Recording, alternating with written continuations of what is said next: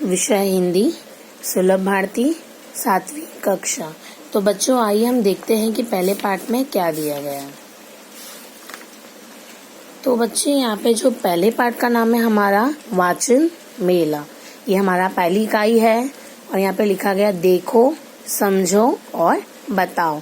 तो हमें पाठ के नाम से ज्ञात हो जाता है वाचन मेला। वाचन का अर्थ मतलब रीडिंग करना, इंग्लिश शब्द।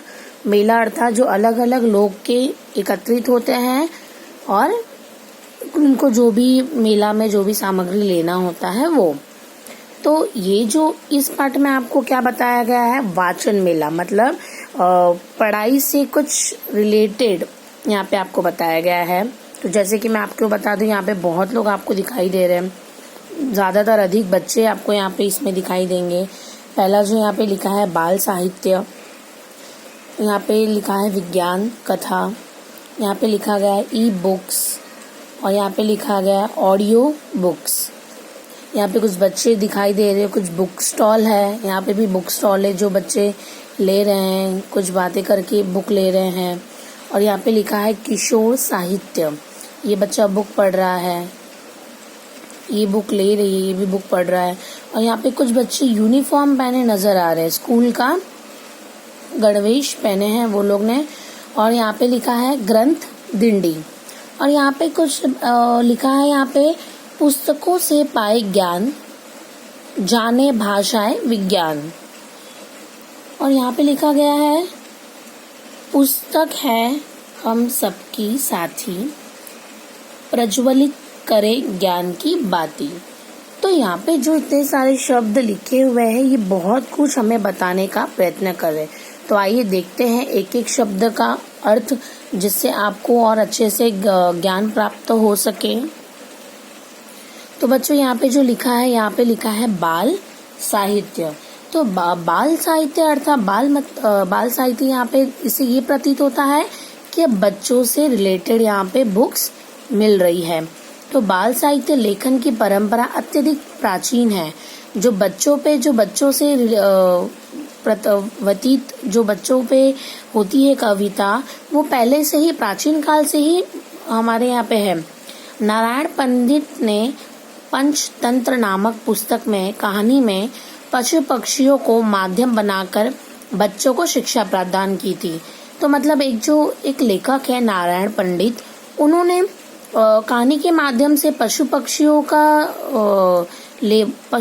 के माध्यम से उन्होंने क्या किया था, बच्चों को शिक्षा प्रदान की थी। कहानियों को सुनना तो बच्चों की सबसे प्यारी आदत है, बच्चों को कहानियां बहुत पसंद है। कहानियों के माध्यम से ही हम बच्चों को शिक्षा प्रदान करते हैं। बचपन में हमारी दादी नानी, हमारी माँ ही हमें कहानियां सुनाती है। बच्चों जैसे आपके भी मम्मी पापा, दादी दादा आपको कहानियां सुनाते हैं, वैसे आपको कहानी सुनना बहुत पसंद है। कहानियां सुनाते सुनाते कभी तो वे हमें परियों के देश ले जाती थी, तो कभी सत्य जैसी यथार्थवादी बातें सिखा जाती थी। जो हमारे जो दादी दादा होते हैं वो हमें इतनी अच्छी अच्छी कहानी सुनाते थे, परियों की, अलग अलग राजा रानी की इतनी अच्छी अच्छी कहानियां सुनाते थे, हमें बड़ा अच्छा लगता था। तो जो कहानियों के माध्यम से बहुत सारी बातें हमें सीख जाते थे कि हाँ ऐसा होता था, और हम उन कहानियों पे यकीन भी करने लगते थे। उसी कहानी में हमें यह पता चलता था साहस, बलिदान, त्याग और परिश्रम ऐसे गुण हैं जिनके आधार पर एक व्यक्ति आगे बढ़ता है। तो ये सारी जो चीजें हमें साहस, किसी से लड़ना, बलिदान, त्याग, परिश्रम, मेहनत करना और अपने जीवन में आगे बढ़ना, ये सारी चीजें हमें बहुत महत्वपूर्ण है। अपनी माँ के हाथों पे मतलब उनके पैरों पर सो जाना और अलग अलग तरह की कहानियां सुनना कितना अच्छा लगता है बच्चों। तो बाल साहित्य में शिक्षा संबंधित जानकारी दी जाती है, क्योंकि दरअसल बाल साहित्य का उद्देश्य बाल पाठकों का मनोरंजन करना ही है और साथ ही साथ उनको ज्ञान देना और आज के जीवन में क्या वो सच्चाई है उन सब से उनको परिचित कराना। आज के बालक कल के भारत के नागरिक हैं। बच्चों आज जो आप हो, आप कल को भारत के एक अच्छे से नागरिक बनोगे, तो आपको सारी बातों का ज्ञान होना बहुत जरूरी है। और आप जैसा जैसा पढ़ोगे वैसा ही इतना अच्छा आपका चरित्र निर्माण होगा।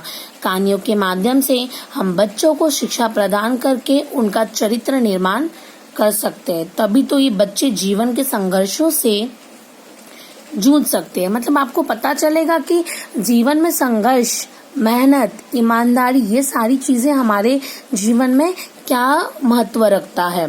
इन बच्चों को बड़े होकर अंतरिक्ष की यात्राएं करनी है, चांद पर जाना है और शायद दूसरे ग्रहों पर भी।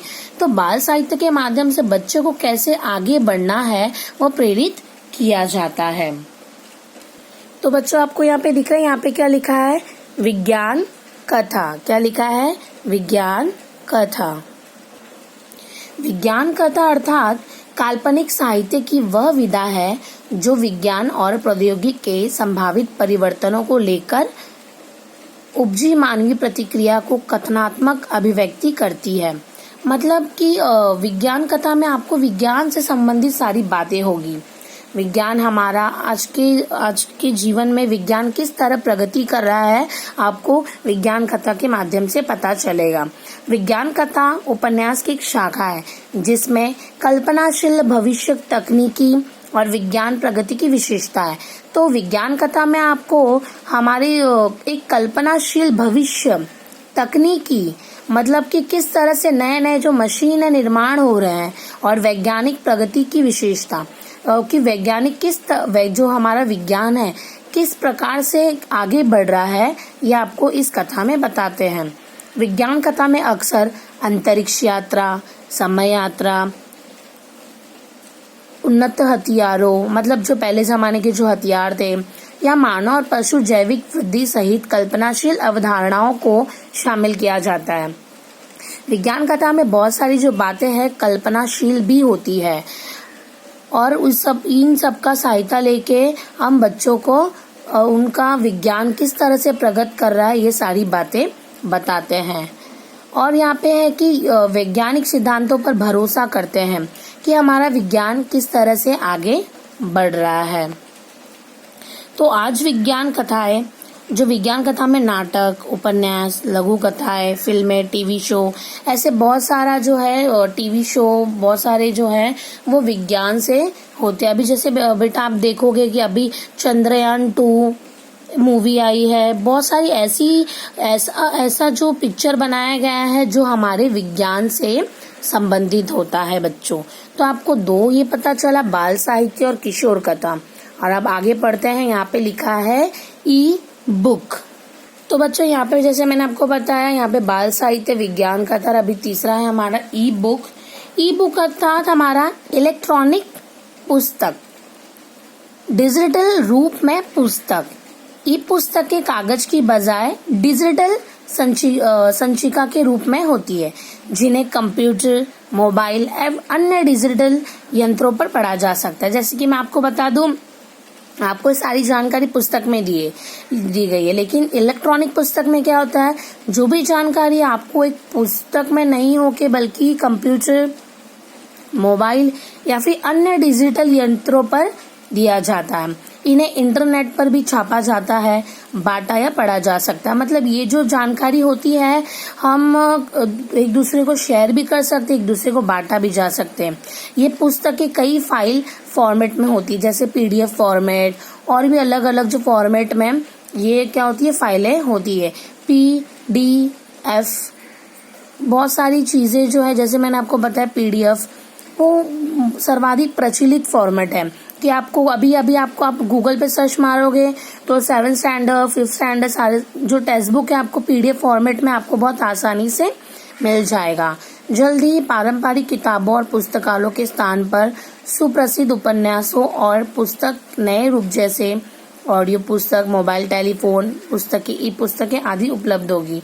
अभी हमारा विज्ञान इतना प्रचलित हो गया है कि ई बुक मतलब हम कंप्यूटर पे भी अपना ज्ञान प्राप्त कर सकते हैं, मोबाइल द्वारा भी सारी जानकारी हमें प्राप्त हो सकती है। और अभी इतना डिजिटल हो रहा है कि हमें जो भी जानकारी चाहिए हम फोन पे प्राप्त कम समय में पता कर सकते हैं कि भाई हमारा अब आपको कुछ भी सर्च करना होता है तो आप डिजिटल के माध्यम से सर्च कर सकते हैं। तो बच्चों आपको इतना समझ में आया। तो अभी आगे बढ़ते हैं। अब आगे की जानकारी हम आगे प्राप्त करेंगे।